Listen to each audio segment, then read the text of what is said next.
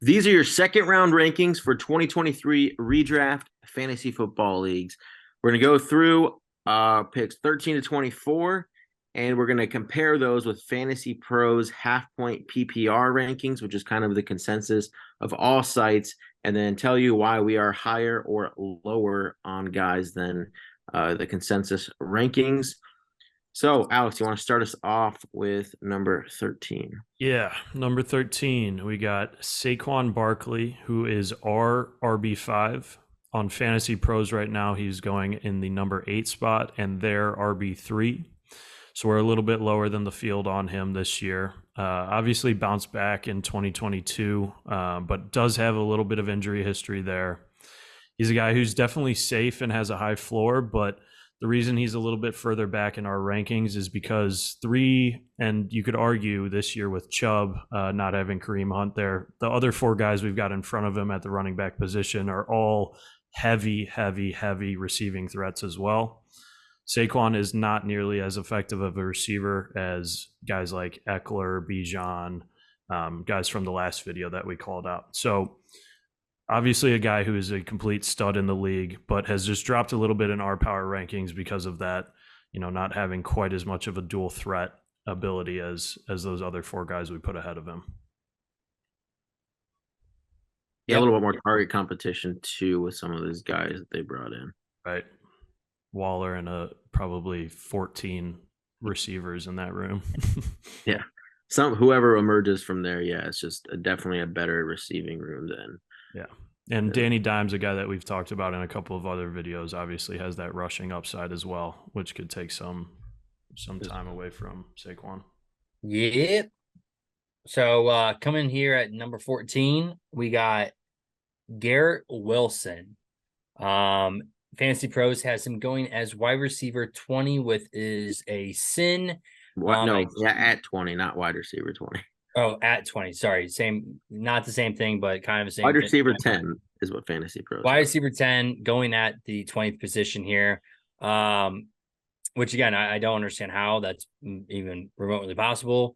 Wilson was the rookie of the year last year with Zach Wilson, Mike White, and I believe Joe Flacco was in there for a couple games as well. And he somehow still finished as the offensive rookie of the year. Now he gets a massive bump with Aaron Rodgers coming in as the quarterback. And then obviously the Chargers, the Jets. And we went Chargers, Packers, Jets. The Jets, they bring in Nathaniel Hackett with Aaron Rodgers was, back-to-back MVP years. And just to give you an idea of, Rodgers during his MVP year in 2021, Adams went for 123 catches, 1,500 yards, and 11 touchdowns. I'm not saying Garrett Wilson is Davante Adams, but he is definitely he's number one receiver there. I keep wanting to say Packers. The Jets brought in, some couple players from the Packers there with Lazard, Cobb, but he's going to be the number one guy there. And again, as of today, the Jets have, reassured their offensive line with bringing in Bakhtiari from the Packers. So I think Wilson is primed to have a massive year, definitely bigger than last year. Definitely could be even sink into the top 12 here at the end of the season. So Jath Wilson at 14 for sure. All right, with another young breakout talent here, we have Tony Pollard. He's ranked as number 17 here on Fantasy Pros. We're a little bit more bullish on him for a couple reasons. Did you know last year from week 7 to 16, he was number one running back in points scored, and he also finished the year as RB7. He did all of that ranking outside the top 25 in touches, mainly because Zeke kept stealing shares from him. Zeke is now gone. We know that Dalvin Cook and Zeke are signed elsewhere, so we don't think that there's going to be another legitimate veteran that comes in here and continues to steal work from him. So Tony Pollard's season is on. He's going to have a massive breakout year. McCarthy has already come out and said he wants to run the ball like crazy. And if Dak struggles, I think that leans ever more in his favor. The defense in Dallas is insane this year, so I think that they're going to be able to keep games kind of slow, and they're going to lean on the run a lot to win those games. Huge season upcoming for Tony Pollard. We've been waiting for it. It's finally come. Everyone has. Yeah. Yeah. All right. So next we have Davante Adams. What do we have? I don't know why I can't see what 16. Yeah, 16. So we're slightly ahead of the field where Fantasy Pros has him at 18. I've been trying to get us to keep moving him up the ranks, but at least we're ahead of the field here. I mean, I just don't understand why he's going in the second round. Like I think he's pretty much a fringe first rounder. That's just my personal opinion. But and a lot of it has to come with people thinking that Jimmy G just cannot support Davante Adams. But I mean, just going back to last year, we saw Jarrett Stidham support him. Like Adams, just no matter who it is, he's going to put up numbers. He had like a 2-touchdown over 100-yard game with Jarrett Stidham. And you go back to San Francisco, where would you guys consider San Francisco a pass heavy or run heavy offense? Run heavy. Okay, so Jimmy Garoppolo in a run heavy offense in San Francisco supported George Kittle as a top 4 tight end, Debo as wide receiver 2 overall, and Ayuk as a top 36. So he supported a top tight end 1. He supported a wide receiver 1, which was almost the overall wide receiver 1, and a wide receiver 3. Now he goes to an offense that lost Darren Waller. They brought in Jacoby Myers, and they have Hunter Renfrow. Davante Adams is going to absolutely dominate. Once again, I know he's a little bit older, but he's not at the age where receivers just completely fall off a cliff yet. And I mean, draft you're just getting a gift, being able to get Adams in the mid-second round. Yeah, I mean, arguably the best wide receiver in the league, and falling to the second round because of exactly what you just said, but still, talent-wise, arguably the best wide receiver in the league. This feels like, remember last offseason, everyone was like, I'm not that bullish on Mahomes, and then he had like an insane year. This feels like that kind of player to me. Yeah. All right. Coming in at number 17, we've got the Sun God, Amon-Ra St. Brown. He is our wide receiver 10 in power rankings. Pretty on par with Fantasy Pros. They've got him going at 19 and their wide receiver 9, which is exactly where Amon-Ra finished last year, wide receiver 9. Obviously, they added a couple of red zone threats to his touchdowns here with Laporta and Montgomery, and drafted Gibbs at 12th overall, which will definitely take a little bit of targets away. But you don't have Jameson Williams there for the first 6 games of the season. He's been having a little bit of trouble in preseason with drops as well. And last year, Amon-Ra had 32% target share, which was second only to Tyreek. So in a game that, we always preach volume, Amon-Ra is getting some of the top volume and top looks in the league.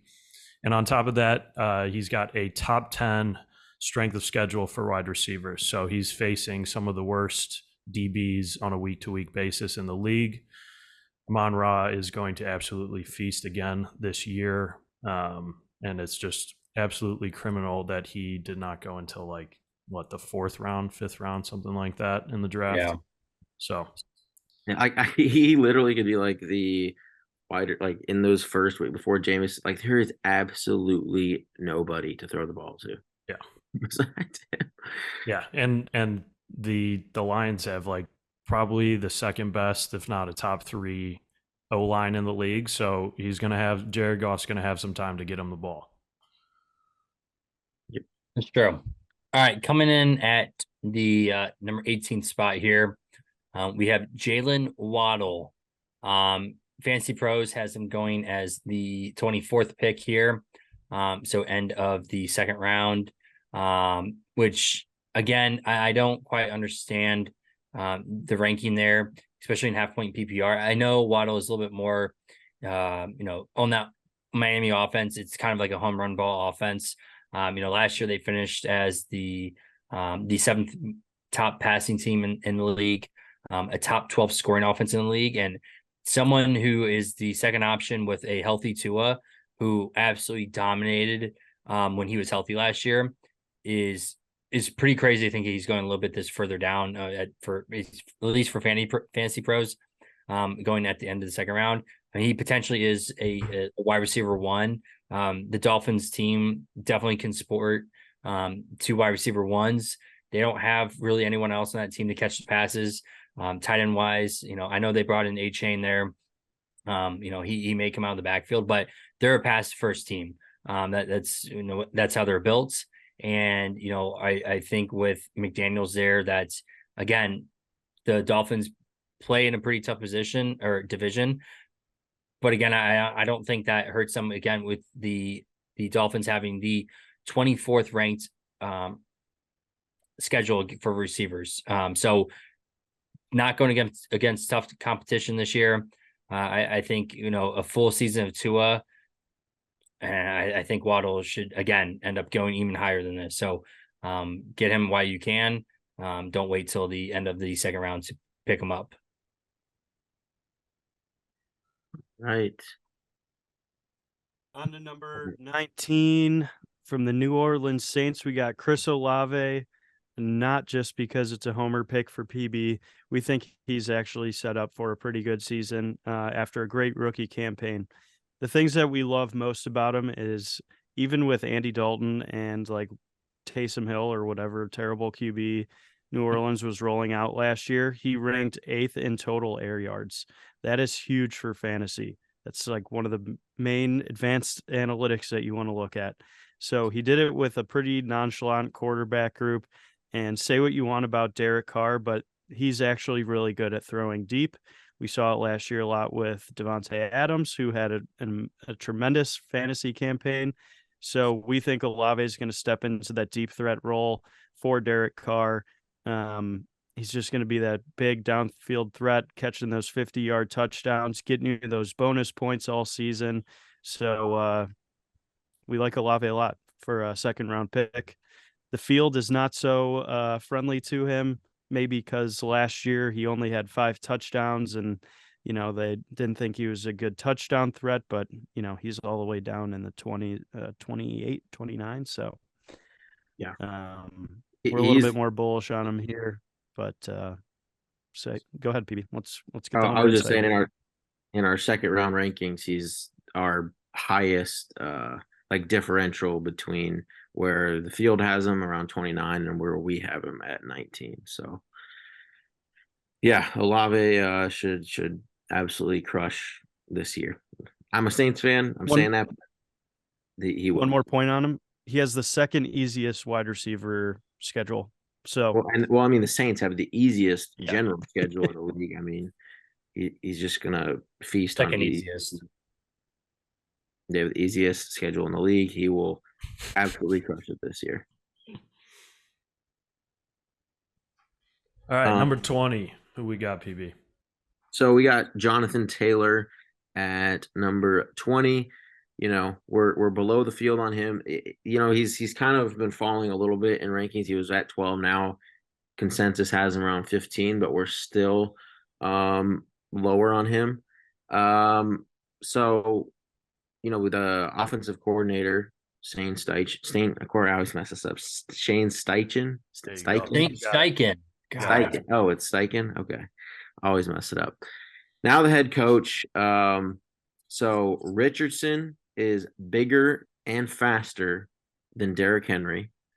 He's now announced as the starter, so we don't have to worry about like Minshew being in there. Steichen loved that tush push over in Philly. He's going to love it even more in Indy. That play is going to be utilized so much around the goal line. I mean, Taylor thrived on just red zone efficiency and just getting so many looks. He will get his looks, but he's just not going to come close to what he had when Matt Ryan was the quarterback there. And Richardson is going to vulture many touchdowns from him. And the other thing, there's a risk. So like I think Taylor plays and whatever. He's demanding a trade still, so who knows what the relationship is like with the organization. But if things are going south for the Colts throughout the year as it gets, towards the fantasy playoffs and things like that, and which, it's very much in the cards for the Colts. Like Richardson, could be a great fantasy quarterback, whatever. Like the Colts could definitely struggle. They're very likely to struggle this whole year. And if he even is slightly banged up throughout the season or as the year goes on, I can totally see him just like wanting to sit and saying it's worse than it is just because, he's obviously wanting his money now because, of injury risk and things like that. He's going to want to get paid again next year, and he's not going to risk it if he's dealing with any injuries and the Colts suck. So I think that risk is there as well. So he's just a little bit more of a fade for us this year. If he starts falling into like the third round, things like that, maybe, but he's not going to go there in casual leagues. He's going to go early. All right. Corey, got anything to No, Okay. we can move on. He's a Colts fan, so this was tough for him to hear. So but go ahead. All right. So coming in at 21, we have King Henry, Derrick Henry, our RB8. We're again another running back we're a little bit lower on than the field. Fantasy Pros has him going at number 16 and RB7 right now. So Derrick Henry, obviously a tank of a human being, got 350 carries in 2022. Talk about a bell cow, right? Finished RB4. However, they add Tyjae Spears, who is definitely going to take some work away from Derrick Henry. Henry's never been a guy that's been in the passing game a ton. So I think that's where Tyjae is going to thrive a little bit. But I also just see him competing for touches and, them utilizing Derrick Henry a little bit less now that they've got a guy behind him they trust. They also added an alpha wide receiver one in D-Hop. A position that they did not have last year when they had to literally give Derrick Henry like 85% of the offense. He's a guy who's got a ton of miles on him and has battled a foot injury in the past. Again, it didn't matter a ton in 2022, but that's something obviously to keep an eye on in a running back. Pair that with a horrendous offensive line and, like I said, King Henry is still a monster. He's still a tank of a human being, but those couple of reasons are why we're a little bit behind the field on him this year. We're just paying homage to the king. Yeah, I mean, he still deserves to be a round 2 guy for sure. But again, I think there's better values earlier in the draft if you're going to go RB early. I feel like he's the most likely to just have a Todd Gurley-esque Tons of season. Tons of miles, dude. Like, I don't know if there's a running back who has more carries in the last 3 years than him. And he plays bully ball. It's not like he's just like, I mean, he is really fast, but he's running people over as like option one. So that's takes. All right. Coming in here at number 22, we have a another running back here off the board. And that is going to be Josh Jacobs. And actually, Fantasy Pros also has him as the 22nd. I swear, the 22nd ranked player coming off here in the second round. Obviously last year he finished as the number 1 running back in the NFL, which was a shock to almost everyone in the fantasy world, unless you were a massive Josh Jacobs fan and you took him ahead of everyone else. Him going into this area right here, it seems pretty solid. One of the reasons why is he has yet to sign a contract and he wants to get paid. And the Raiders are like, no one's budging. And haven't heard anything out of the Las Vegas camp of like the status of anything. So like, obviously you would think that the number 1 running back would go in the first round. But he's been steadily kind of slowly dropping just because no one knows what's going to happen. Obviously last year, especially in a PPR format or half-point PPR format, you want your running backs to catch the ball. He was a top 10 receiving back last year. He had 64 targets. The only thing in front of him, though, was there was 3 non-starters that had more targets than he did. So it's not like he's a super volume heavy running back in the passing game. He just does enough just to kind of stay relevant there. But again, I think when you're taking a running back in this position, you want to make sure that, they are the workhorse, which, Jacobs is, but again, the whole contract issue, he's the type of player that could definitely sit out. Like I definitely could see him doing that. So that's why we have him at 22nd, and not any higher than that. So that's Josh Jacobs for you. And, if he does play, I mean, he's a good player. I mean, he performed well on a really bad team last year. So I would assume that he would do just as well on, hopefully think a better team with a better quarterback this year.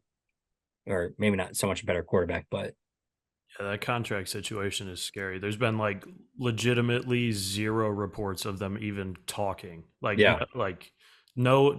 even with a guy like JT, there's been back and forth between player, owner, team, whatever. Literally 0 from Josh Jacobs and the Raiders. And the one thing, if you're watching this video, it's possible that that's worked out by the time you're watching this.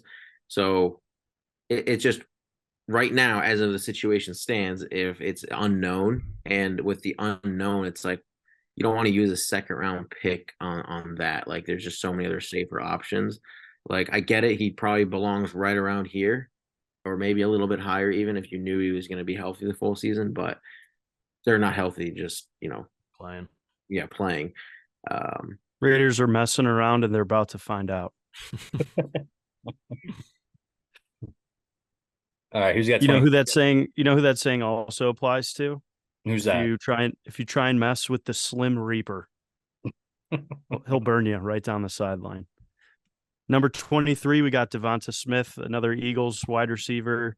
It's kind of like that 1A, 1B situation in Philly, which probably is the reason we have him here at the second round.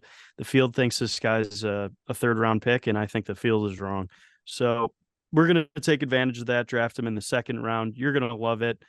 When Philly's rolling out in those Kelly Greens, every player is going to put up 100 fantasy points, and it's not even a debate. No, but for real, he almost had the same amount of target share as AJ Brown last year. He was at 27, average 12.5 points per game, half point PPR there. So pretty solid receiver with a ton of upside. We've already seen him win the Heisman. He's going to keep collecting accolades throughout his career. So, why stop now? Yeah, that Eagles offense is powerful enough to support 2 wide receiver ones. For sure. And even running though it's game. run heavy. And a run game. Yeah. They could do whatever they want. All right, to round out our second round rankings, we have T. Higgins. So right now, T. Higgins is going at 31 on Fantasy Pro, or Fantasy Pros consensus ranking has him at 31, which is wide receiver 14.